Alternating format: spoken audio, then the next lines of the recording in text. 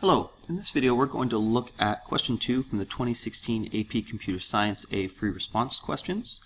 Specifically we're going to look at part A. So I've actually coded this entire question, so I've added quite a few things to it and I've kind of commented about the theory and such. If you do want access to any of these files, you can find them at misq.com.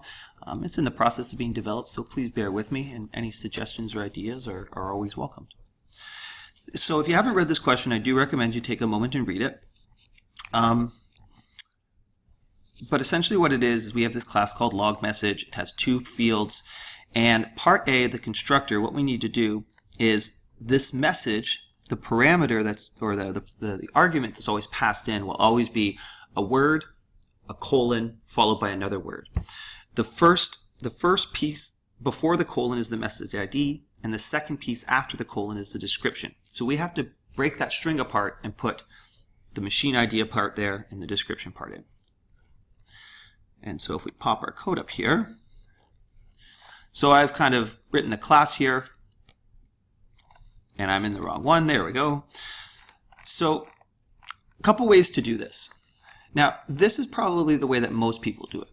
What they do is they find the index of the colon using this nice built-in function called index of, which is a string function.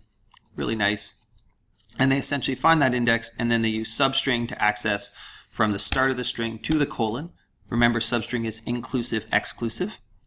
And then we say description is the substring from the colon plus 1, because we don't want to include the colon in the description. We want to go one past it to the end. Some people here will do this,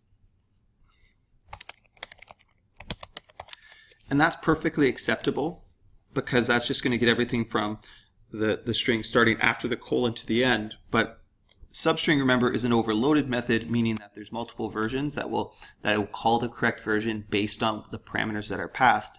And a single parameter version of substring will take the letters from that index to the end automatically.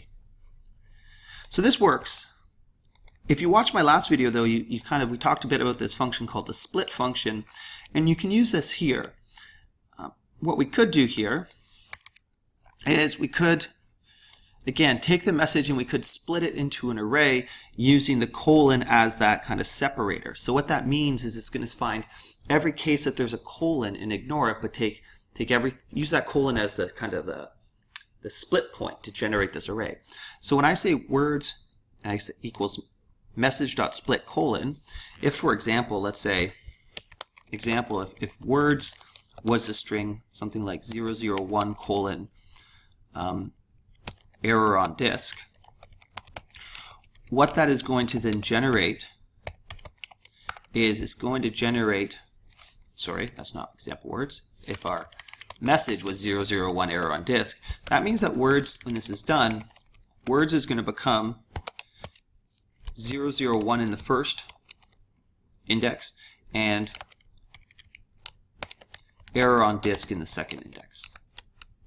It is, again, a nice little tool to keep in your back pocket. And then all we do is we pull out the first element, put it in machine ID, the second element, put it in description.